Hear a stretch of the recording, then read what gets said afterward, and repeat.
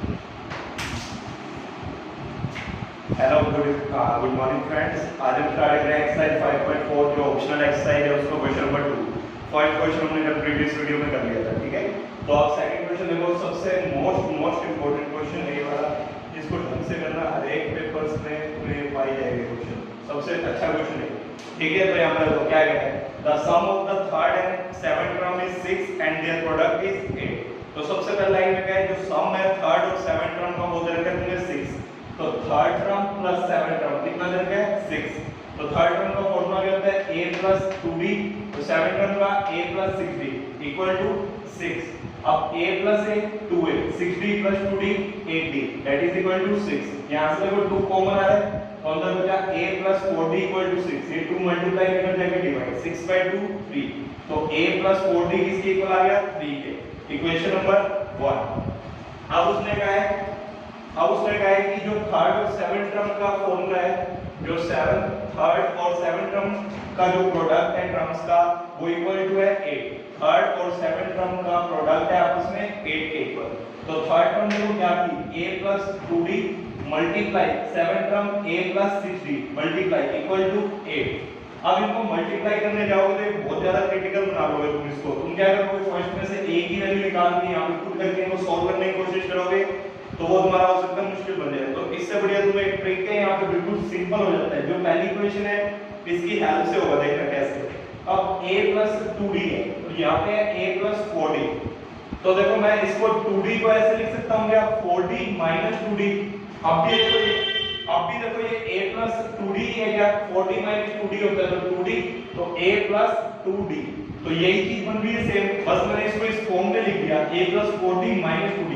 4d में से 2d जाएगा तो 2d ही बचेगा, तो a plus 2d ही आएगा। बट इस फॉर्म में बनाने के लिए देखना क्या हेल्प करेगी वो तुम्हें अभी समझ आएगा।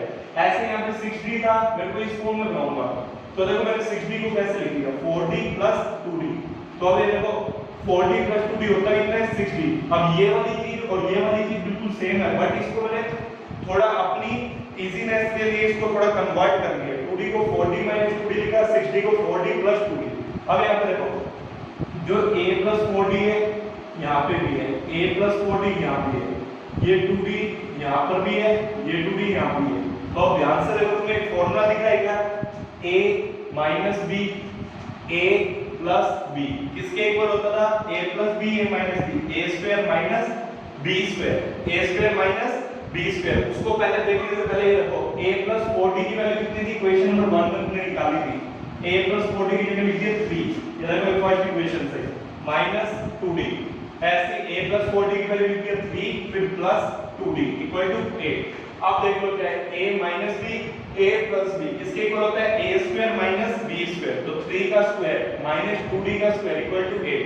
3 का स्क्वायर 9, 2d का square 4d square equal to 8। ये प्लस का 9 इधर जाके माइनस 9, 8 minus 9 minus 1, minus 1 से minus 4 माइनस कैंसिल, तो 4 मल्टीप्लाई में इधर जाके डिवाइड, तो 1/4। तो अब ये स्क्वायर इधर जाके रूट, बट रूट हमेशा किसके साथ होता है प्लस माइनस। तो d की वैल्यू आ गई प्लस माइनस 1/2, 1 का रूट 1, 4 का रूट 2। अब d की दो वैल्यू आई है तो a की भी दो वैल्यू आएंगी। तो देखो d अगर 1/2 प्लस का लेके चलते हैं और एक बार माइनस का, तो हमारी इक्वेशन भी ये थी a plus 4d इक्वल था -3 के, sorry a plus 4d equal था किसके 3 के। अब d कितना है 1/2, तो d की जगह 1/2, 2 2 जा, ये प्लस का 2 इधर जाके माइनस, तो a की वैल्यू एक तो आ गई 1। यहां से देखो d -1/2 होगा, जब क्या होगा d -1/2 पुट किया, 2 2 जा, ये -2 इधर जाके प्लस, तो a की अब दो वैल्यू आ गई +1 और +5। अब देखो तुमसे क्वेश्चन में बोला गया था निकालने के लिए, एक मिनट, यस नाउ अब तुमसे बोला फर्स्ट 16 टर्म्स का सम बताओ एपी का। मैं इसको अब कर रहा हूं फर्स्ट 16 टर्म्स का, S16 बोला है।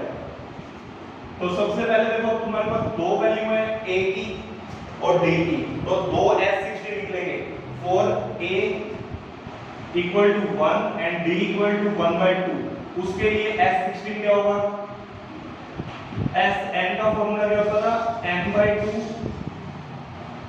2a plus n minus 1 into d। तो अब s n की जगह 16 टर्म बोले तो n 16 हो गया, तो 16/2 2a, a कितना है 1 plus n minus 1, n 16 minus 1, d कितना है 1/2, ये हो गया कैंसिल हो गया 8 अंदर 2 1 जा 2 प्लस 15/2, 15 1 जा 15 डिवाइड बाय 2। अब यहाँ पे एलसीएम लोगे तो 8 into 2 एलसीएम 2 2 जा 4 प्लस 15, तो ये आ गया 8 into 19/2, 2 4 जा तो 19 into 4 कितना आ गया 76। ये तो आ गया तुम्हारा एक सम, तो उसके लिए तो कितना आ गया जब a 1 होगा और b 1/2 होगा तो सम कितना आएगा 76। नाउ सेकंड कंडीशन में क्या है 4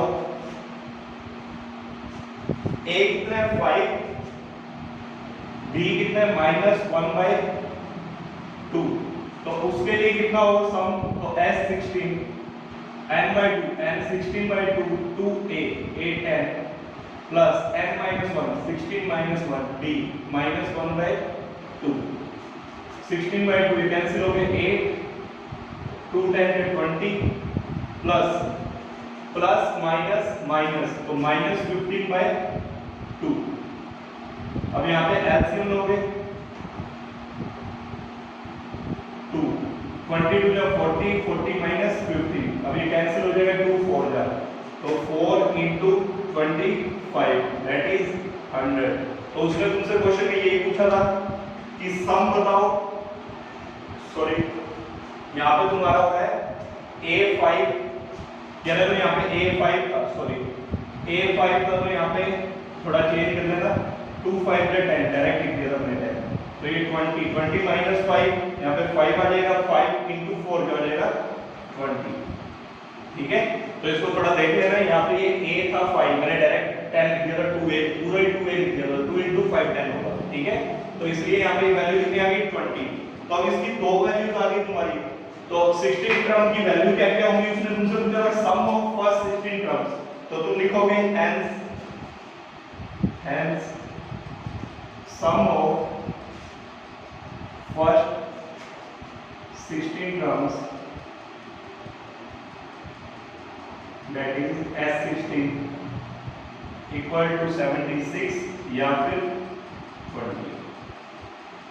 क्लियर? सबसे इंपॉर्टेंट क्वेश्चन है, इसको ध्यान से खुद सॉल्व करके देखना, चाहे 2 बार कर लेना इसको, पर सॉल्व करके देखना ढंग से, ठीक है। नाउ नेक्स्ट क्वेश्चन है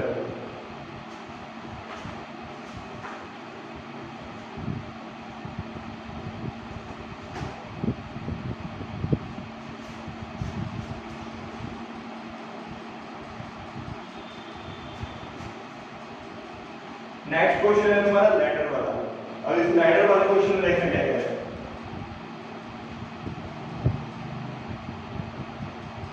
ये फर्स्ट रंग दी हुई है 45 सेंटीमीटर की, फिर ऐसे ये सेकंड, ये थर्ड, फिर जो ये लास्ट वन है ऐसे बीच में डैश डैश करके छोटी है, ये है 25 सेंटीमीटर। फर्स्ट और लास्ट वन के बीच में डिस्टेंस है 2 1/2 दैट इज 5/2 मीटर। उसने बोला 2 1/2 तो हो गया 5 मीटर, और इन दो रंग्स के बीच में तुम्हारा डिस्टेंस है 25 सेंटीमीटर। अब यहाँ पे देखना क्या क्वेश्चन है, ए ladder has rungs 25 centimetre apart, जो रंग्स डायरेक्ट एक लैडर में रंग्स ले रखे हैं जिनके बीच में डिस्टेंस है 25 सेंटीमीटर का, अरे इस दो लैडर के बीच में डिस्टेंस है 25 सेंटीमीटर का, ठीक है। अब उसने कहा है the rung decreases uniformly in length from 45 cm at the bottom to 25 cm at the top। अब वो कह रहे हैं जो तुम्हारी जो लैडर है उसमें जो रंग्स है उनका साइज जो है वो डिक्रीज होता जा रहा है बॉटम से टॉप पे जाते वक्त, बॉटम पे 45 था, ऊपर जाते जाते डिक्रीज होके कितना रह गया टॉप पे 25 सेंटीमीटर। मतलब सबसे पहली जो रंग है सीढ़ी है उसका 45 है, जो लास्ट वाली है उसका 25, और कह रहे हैं जो टॉप और बॉटम वाली में टोटल डिस्टेंस है वो तुम्हें दे रखे 2 1/2, तो ये कैसे निकलता है 2 into 2 4 plus 1 5 5/2 मीटर।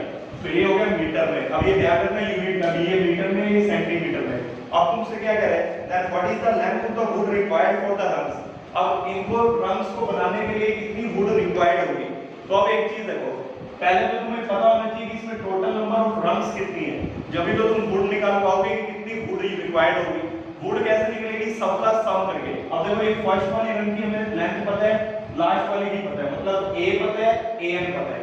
अगर मेरे को n और पता लग जाए तो मैं sn निकाल सकता हूं, क्योंकि उसमें टोटल लेंथ रिक्वायर्ड है। तुम कहोगे सर हमने क्या पता सम ही निकालना है, लेंथ कैसे निकालोगे कि कितनी वुड रिक्वायर्ड है। तुम्हें कोई कहे कि 10 रंग्स बनानी है सीढ़ियां, अब उसके लिए कितनी वुड रिक्वायर्ड है, तो तुम कहोगे साइज बताओ कितने कितने वुड की रंग्स का, उनको हम सब प्लस कर देंगे। प्लस का मतलब सम निकालना है।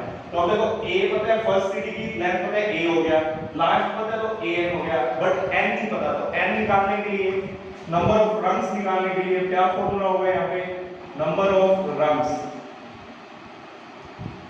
नंबर ऑफ रंग्स का तुम्हारा फॉर्मूला लिख देंगे, जैसे लिखे डिस्टेंस जो तुम्हें दे रखी है जो चीज उसी का यूज करना है, distance between top and bottom रंग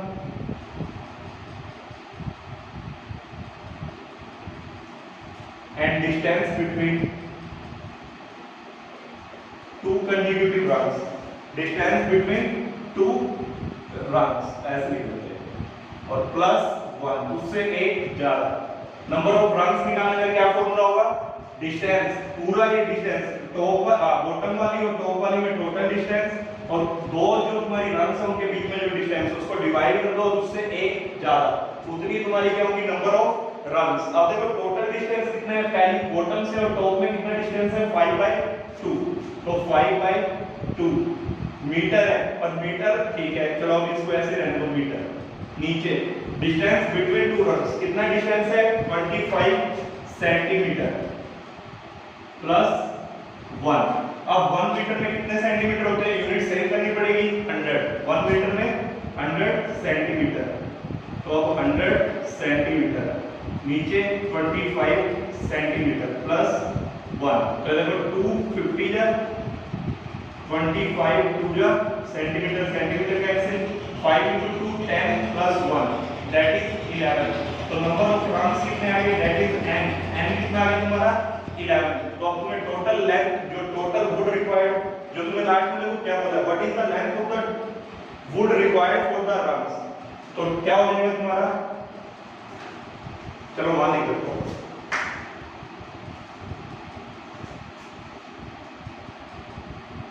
the length of the wood required for the rungs equal होगा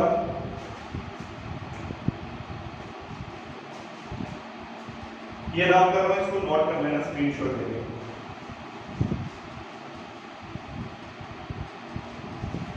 sum of length of 11 runs, ठीक है।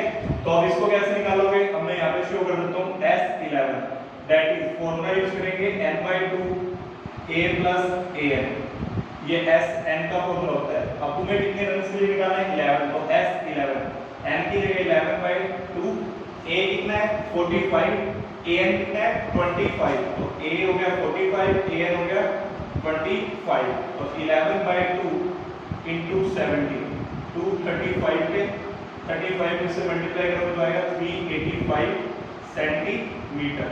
तो कितनी वुड रिक्वायर्ड होगी टोटल इन 11 रंग्स को बनाने के लिए 385 सेंटीमीटर। देखो फर्स्ट की 45, ऐसे सेकंड कुछ होगी, थर्ड होगी, करते करते 11 रंग्स को जब सम करोगे सारी वुड का तो कितनी वुड रिक्वायर्ड होगी 385 centimetre. Now question number 4 most, ये थोड़ा डिफिकल्ट क्वेश्चन है, बच्चों को लैंग्वेज ही नहीं समझ आती है इस क्वेश्चन की। ये थर्ड तक तो बिल्कुल फिर भी समझ आ जाएंगे क्वेश्चन, जो इसका फोर्थ क्वेश्चन है, फोर्थ क्वेश्चन की लैंग्वेज समझ नहीं आएगी मुझे, तो थोड़ा फोर्थ को ध्यान से समझना। क्या कह रहे हैं फोर्थ क्वेश्चन में, यहां पर देखो the houses of a row, sorry the houses of a row are numbered consecutively from 1 to 49। House दे रखे हैं जो रो में है कंसेक्यूटिवली लगातार है 1 से लेके 49 तक। तो हाउस नंबर है 1 से 49 इनका नंबर है, जैसे 1 2 3 4 ऐसे कहां तक है लगातार 49 तक, कोई भी बीच में मिस नहीं है नंबर, ऐसे 1 2 3 4 5 ऐसे चलते रहेंगे 49 तक। अब देखो आगे क्या है, इस लाइन को पढ़ना यही नहीं समझ आती line. Show that there is a value of x, एक वैल्यू है x such that the number of houses preceding the house number x। अब कोई हाउस है जो x नंबर का है, उससे पहले जितने भी हाउसेस हैं उनका सम, आगे बढ़ो, is equal to the sum of the number of houses following it। अब ये देखो उसने कहा है कोई नंबर है जिसका हाउस का नंबर है x, हमें नहीं पता कौन सा, उसने बताया नहीं है, तो उसने कहा ये हाउस सेलेक्ट करो x, उससे पहले जितने भी हाउस है उन सब का सम इक्वल होगा इसके बाद वाले हाउसेस के सम के इक्वल। तो इसकी x की वैल्यू बताओ। तो ये देखो अगर ये हाउस मेरा x है तो इससे पहले वाला हाउस क्या होगा, जैसे अगर ये 35 होता तो इससे पहले वाले हाउस का नंबर क्या होता है 34, कैसे निकालते हैं 35 - 1। तो वैसे अगर ये x है तो इससे पहले वाले हाउस का नंबर क्या होगा x - 1, क्या होगा x - 1। ऐसे इसके बाद वाले हाउस का क्या नंबर होगा x + 1। तो अब तुम्हें देखो क्या निकालना है, तुम्हें इसने कहा है एक ये हाउस है, show that there is a number x, the house number x, जिससे ये हाउस है जो x नंबर का है उससे पहले वाले जितने हाउस हैं उनका सबका सम इक्वल है इस हाउस के बाद वाले सारे हाउसेस के नंबर्स के सम के इक्वल। अब कोई बच्चे दिमाग में आएगा सर टोटल 49 है तो ये बीच वाला ही आएगा 25। अब ये गलती मत करते ना, उसने सम बोला है, सम करने लगोगे तो तुम सम करोगे 1 + 2 + 3 + 4 + 5, जैसे तुम 25 तक लेते हो 6 से लेके 24 तक करोगे, ठीक है। ऐसे भी 25 तुमने बताया कि 25वां नंबर हाउस होगा जो ये x होगा, तो 25 के बाद 26 से शुरू करना और 49 तक करना सम। ये देखना तुम्हारा जो 1 से 24 है वो वाला सम अलग पाएगा, 26 से 49 अलग पाएगा, मतलब वो सम सेम नहीं पाएंगे। बट इसने क्वेश्चन में कहा है वो सम सेम होना चाहिए, तो वो 25 नहीं होगा क्योंकि ये सम वैसे ही 24 तक 1 से 24 तक का सम 26 से 49 के बराबर नहीं होगा। तो वो हमें वो वैल्यू देखनी पड़ेगी कौन सा सम नंबर आएगा जिसकी पहले इससे पहले जितने हाउसेस हैं उनका सबका सम और इसके बाद वाले सबके हाउसेस का सम आपस में क्या हो, नंबर्स का सम क्या हो आपस में बराबर। तो जैसे यहाँ पे देखो इससे x ये नंबर हमने माना है, इससे पहले हाउसेस कौन से सारे 1 से लेके x - 1 तक। अब इसका हमें पहले इसका पूरे का सम निकाल लेते हैं, इसका s x - देखो इसकी फर्स्ट टर्म क्या है 1, लास्ट टर्म क्या है x - 1, तो इसमें टोटल नंबर ऑफ टर्म्स कितनी है x - 1। जैसे लेट करो यहाँ पे ये 35 होता तो ये कितना होता 34, तो 1 से अगर 34 तक काउंट करेंगे तो टोटल नंबर कितने होंगे तुम्हारे n कितना होगा 34। तो ऐसे ही यहाँ पे टोटल नंबर कितने होंगे x - 1, क्योंकि यहाँ पे कोई नंबर मिसिंग नहीं है, 1 से शुरू होने के बाद डायरेक्ट नंबर कंसेक्यूटिवली चल रहे हैं, तो इसलिए हमें यहाँ पे n गिवन है। तो यहाँ पे n देखो क्या होगा, sum of the houses, sum of the houses preceding x, preceding house number x equal होगा किसके इक्वल होगा, क्वेश्चन में उसने बोला है x से पहले वाले सब हाउसेस का सम और x के बाद वाले, तो सम ऑफ द हाउसेस, पहले प्रीसीडिंग बोला है फिर उसके बाद बोला है following, sum of the houses following house number x, ठीक है। तो x से पहले वाले सबका सम कितना होगा, क्या लिख सकता हूं मैं sn लिखते थे, अगर 10 टर्म्स बोलता तो मैं s10 लिखते थे, अगर 12 टर्म्स बोलते थे तो s12 लिखते थे। बट यहाँ पे कितनी टर्म्स है टोटल x - 1, तो यहाँ पे सबका सम क्या लिखोगे s x - 1 इक्वल टू, अब sum of the houses following house number x, अब x के बाद वाले जितने हाउसेस हैं ये x + 1 से शुरू है और 49 तक। अब यहाँ पे एक प्रॉब्लम है, a तो हमें पता है कितना है x + 1 है और n भी an भी पता है कितना है 49, बट यहाँ पे हमें n नहीं पता है क्योंकि x अब वहां पे तो क्या था 1 से शुरू हो रही थी वो कंटिन्यूअसली चलती आ रही थी। अब हमें यहाँ पे x + 1 के बारे में नहीं पता कि वो कौन सा नंबर है, x + 1 के बारे में नहीं पता वो कौन सा नंबर है, तो अब हम यहाँ पे n नहीं निकाल सकते। तो अब इस वाली सम निकालने के लिए हम देखो एक प्रोसीजर फॉलो कर सकते हैं क्या, पूरे का इसका सारे का सम निकाल के किसका 1 वाले से यूज करेंगे जिससे नंबर ऑफ टर्म्स हमें पता हो, 1 से शुरू करेंगे फिर सारे हाउसेस का सम निकालेंगे, तो देखो अगर 1 से शुरू किया मैंने सारे हाउसेस का सम निकाला और टोटल हाउसेस कितने थे 49, तो सारे हाउसेस का सम क्या होगा S49। और अगर उसमें से मैं माइनस कर दूं इतने सारे हाउसेस 1 से लेके कहां तक S तक, तो यही पार्ट नहीं आ जाएगा क्या। अब ये देखो ये मेरे को n यहाँ पे इतने हाउसेस का नहीं पता था, सम निकाल दो, तो मैंने क्या तरीका निकाला, इन सभी हाउसेस का सम निकाल के माइनस कर दिया x तक, x माइनस 1 तक नहीं x तक, क्योंकि मेरे को सिर्फ इतना पार्ट चाहिए था। तो x 49 से लेके s x तक माइनस कर दिया सम, तो वो किसके इक्वल होगा, ये यहां से लेके यहां तक। तो ये बात समझ आई क्या, जो s x माइनस 1 है ये तो डायरेक्ट लिख दिया था, बट इसको भी नहीं लिख पाए क्योंकि यहाँ पे हमें n नहीं पता था, n नहीं निकाल पाओगे क्योंकि ये अपने x प्लस 1 का नहीं पता है कहां से शुरू हुआ है नंबर, x कोई भी वेरिएबल हो सकता है, ठीक है। तो इसलिए यहाँ पे नंबर ऑफ टर्म्स नहीं पता, तो हमने क्या करा, इतने पार्ट को निकालने के लिए टोटल में से इतना पार्ट माइनस कर दिया x तक, तो ये पार्ट बच गया। ये देखो 49 में से x माइनस कर दिया, तो यही पार्ट बच गया। अब s x माइनस 1 का फॉर्मूला देखो, हम यूज करेंगे Sn वाला formula, n/2 a plus an। अब n कितना है यहाँ पे x माइनस 1/2, a कितना है 1 और an कितना है x माइनस 1, तो 1 plus x minus 1 equal to s 49, 49 क्या है n, तो n/2 49/2 a plus an।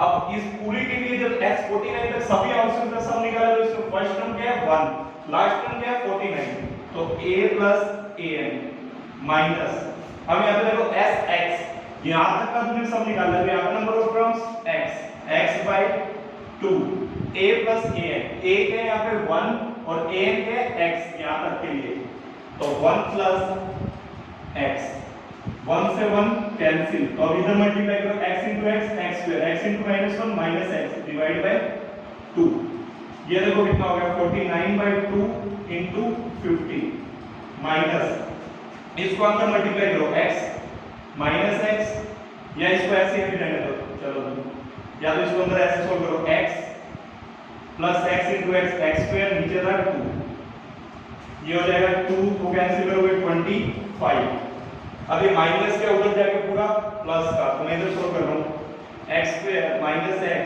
by 2 plus x square by 2 equal to 49 into 25 करोगे तो कितना आएगा 1225। अब यहाँ पे एलसीएम लो 2, तो सेम ही नंबर ऊपर आ जाएगा x square minus x plus x square, x से x कैंसिल, अभी 1225 है, इधर जाके मल्टीप्लाई हो जाएगा, एक मिनट, अब देखो x square plus x square 2x square by 2 equal to 1225, ये 2 से 2 कैंसिल। अब यहाँ पे देखना x स्क्वायर, x उधर जाकर रूट होएगा, तो 1225 किसका रूट होता है 35 का, किसका रूट होता है 35 का, तो x की वैल्यू क्या आ गई प्लस माइनस 35, बट नंबर यहाँ पे हम काउंटिंग नंबर्स चल रहे हैं, हाउसेस कभी माइनस में होंगे क्या, अगर नंबर काउंट कर रहे हैं 1 2 3 4 5 ऐसे हाउस है तो ये हाउस प्लस नहीं आएगा, सो माइनस 35 को तुम क्या कर दोगे इग्नोर, तो x की वैल्यू क्या आ जाएगी प्लस 35। तो उसने यही पूछा था तुमसे कि कौन सा वो x हाउस नंबर होगा जिससे पहले वाले का सबका सम इक्वल होगा उसके बाद वाले, तो तुम ये चेक भी करके देख सकते हो। अब तुम्हारा हाउस नंबर यहाँ पे क्या आ गया 35, मतलब 35 से पहले वाले जितने भी हाउस है, अब कितने हाउस आएंगे 35 से पहले 34, तो 1 + 2 + 2 + 3 प्लस ऐसे करते करते 34 तक उनका सबका सम करके देखना, जो वैल्यू आएगी वो इक्वल आएगी किसके 36 से लेके 49 का सम तक, 36 + 37 + 38 से लेके 49 तक वो उसके इक्वल आएगी। तो x की वैल्यू क्या आ रही है यहाँ पे 35। तो इस क्वेश्चन को ध्यान से करना, थोड़ा हार्ड लगता है बच्चों को इसलिए बोल रहा हूँ ये क्वेश्चन ढंग से करना। नाउ क्वेश्चन नंबर 5 पे आ रहा हूँ।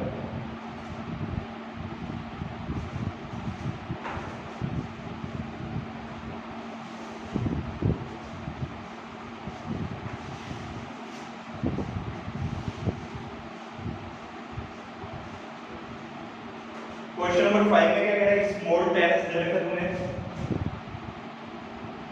a small terrace at a football ground comprises of 15 steps। अब 15 स्टेप दे रखे हैं, each of which 50 metre long and built of solid concrete।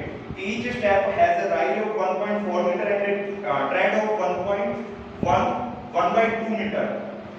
ठीक है, calculate total volume of concrete.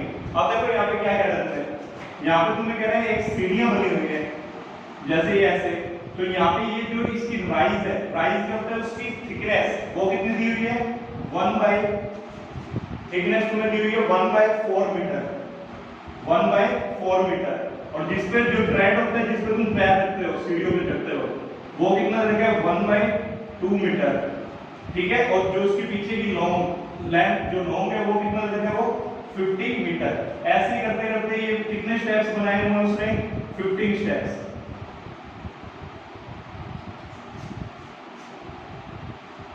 कितने स्टेप बने हुए हैं, 15 स्टेप्स बने हुए हैं। ठीक है, तो ये डायग्राम तुम देख लेना, ये तुम्हारा ऐसे 3D डायग्राम बना हुआ है, ये 50 मीटर है जो लॉन्ग है।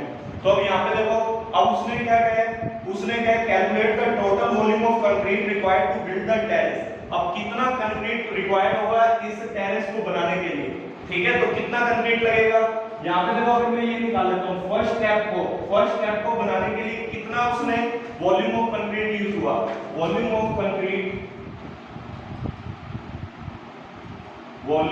Concrete used in making step 1। Step 1 मतलब फर्स्ट स्टेप को बनाने में।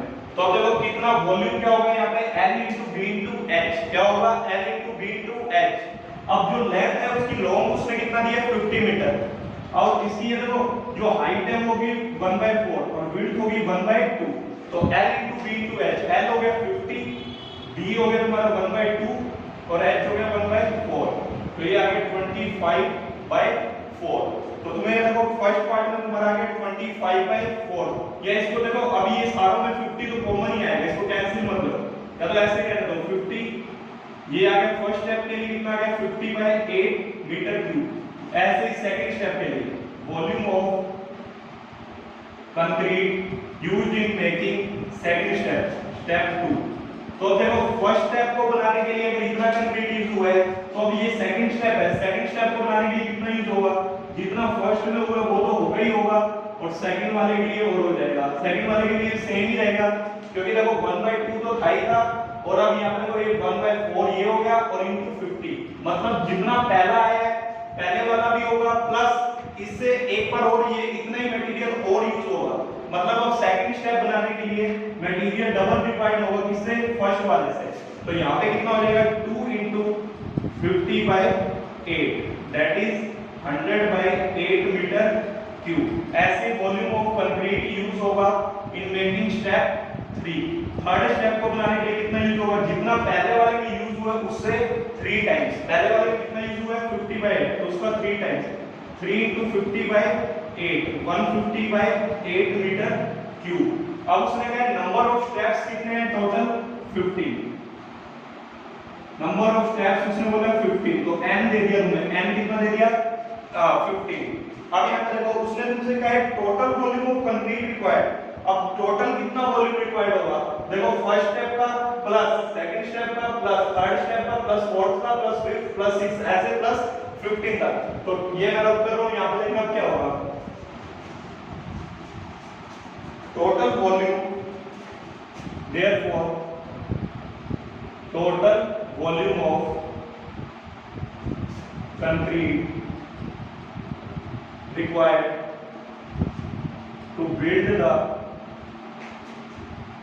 terrace किसके इक्वल होगा, देखो 50/8 फर्स्ट स्टेप बनाने के लिए, प्लस सेकंड स्टेप को बनाने के लिए 100/8, प्लस थर्ड स्टेप को बनाने के लिए 150/8, प्लस ऐसे ही चलता रहेगा। अब तो तुम्हें सम कितने स्टेप्स है, 15, तो तुम्हें निकालना है S15। फॉर्मूला क्या होता है, n/2, 15/2, 2a, a कितना है यहाँ पे, फर्स्ट टर्म 50/8, तो 50/8 प्लस n-1, n15 -1, d देखो कितना होगा, d यहाँ पे देखो 100/8 सेकंड स्टेप में यूज हुआ, फर्स्ट में 50/8, एलसीएम लोगे तो 80 आएगा, तो ऊपर 100 - 50/8, दैट इज 50/8। तो कितना आ गया, d भी 50/8। अब यहाँ पे देखो 15/2 2 into 50 100, 100 by 8 plus 14, 14 into 50 700, 700 by 8. अब एलसीएम लोगे जो यहाँ पे 100 plus 700 800, 800 by 8, 8 से कैंसिल 100, 250 जा 50 into 50 750, that is 750 metric cube. So total amount of volume required to make an terrace of concrete is 750 meter cube. Clear है? तो इसका ये ध्यान रखना, फर्स्ट सेकंड में जितना यूज होगा जितना फर्स्ट में था उसका डबल, थर्ड में जितना फर्स्ट में था उसका 3 टाइम, तो उसके अकॉर्डिंग तुम सम निकाल सकते हो n50 में। ठीक है, तो ये थोड़े क्वेश्चन थोड़े हार्ड लगते हैं बच्चों क्योंकि वो फर्स्ट सेकंड थर्ड एक्सरसाइज से थोड़े डिफरेंट है। तो आज हमारे चैप्टर को कंप्लीट 5। ठीक है, नाउ थैंक यू।